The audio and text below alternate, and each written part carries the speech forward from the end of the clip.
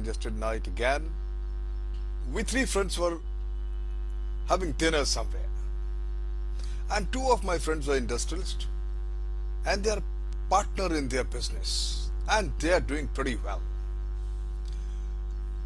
And I noticed when these two men were at dinner were clearly on the same wavelength. They they work together, they understand each other's mind, they know each other's functioning also, and they have been doing a very profitable business. One friend, and they started talking on a new. They were planning out a new venture there while over the dinner. But something about their conversation was slightly off. I noticed every time one of my friend shared or he talked an idea, the other friend immediately interrupted him, and he said, "That's a great idea."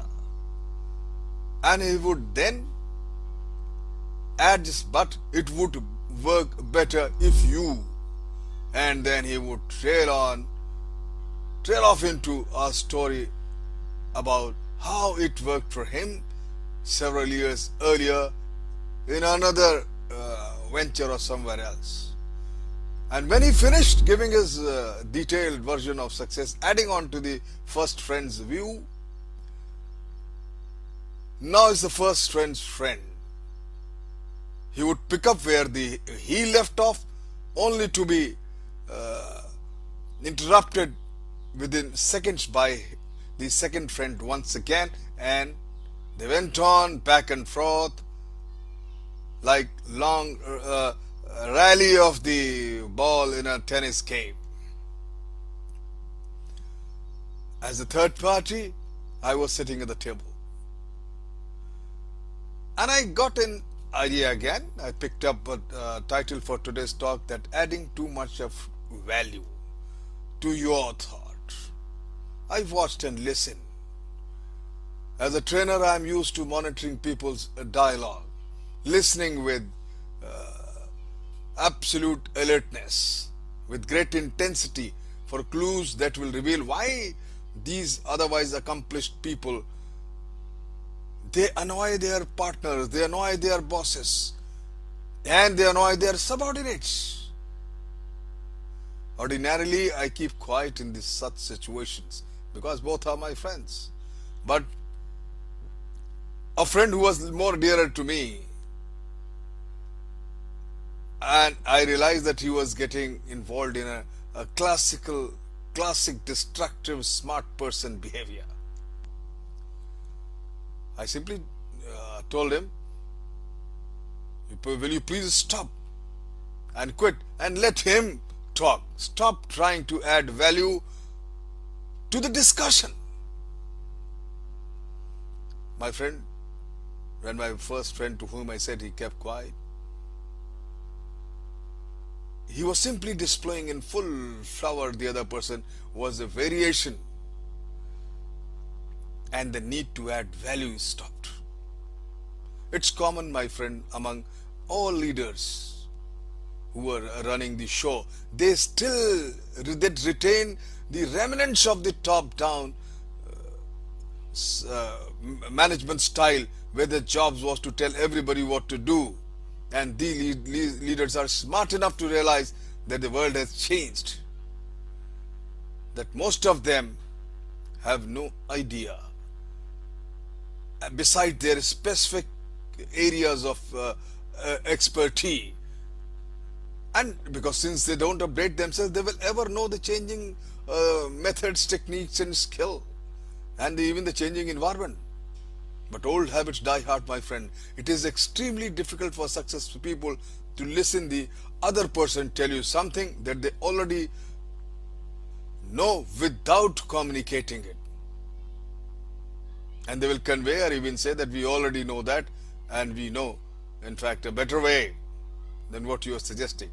My friend, adding too much value, that's a problem with adding too much value to your thought. Imagine you are the heading an institution, you are a CEO, and I come to you with an idea that you think is very good, but rather you just let it here and let it pass.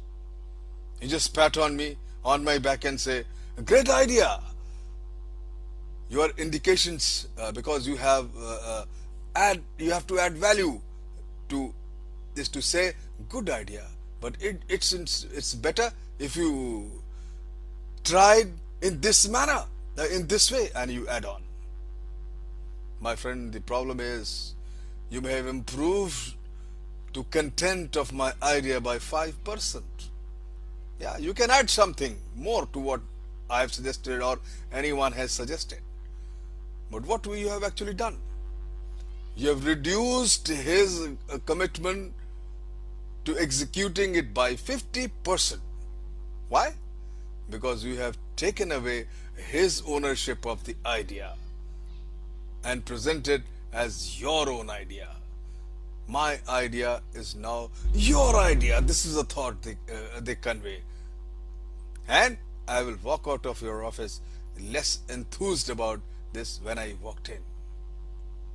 My friend, that's a fallacy. Fallacy of added value. Whenever we gain in the form of a better idea, is many time over in our employees' diminished commitment to the concept. My friends, don't get me wrong. I'm not saying that the bosses or the top men have to just zip up their lips and keep their staff spirits from sagging. But the higher you go in the organization or any institution, the more you need to make the other people winners and not make it about winning yourself always and every time.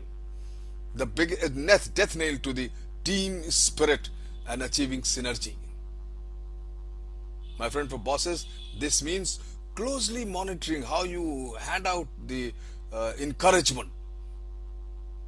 If you find yourself saying great idea and then dropping the other shoe with a ramping but or however, try cutting your response off an idea, even better. I think there's another better, even better way is that before you speak, take a breath and ask yourself if what you are about to say is it worth it to just cut somebody or add something more to the original idea of someone's. Just give it a thought. Is it worth it? I know one of my friend who was a major pharmaceutical manufacturer and said once he got into the habit of taking a breath before he talked, he realized that at least half of what he was going to say wasn't worth saying at all. Even though he believed he could add value, he realized he had more to gain by not winning. And he's pretty successful. He's doing very well. And as for the employees who have to bear the burnt of their boss's need to add value, I say simply be confident about your expertise.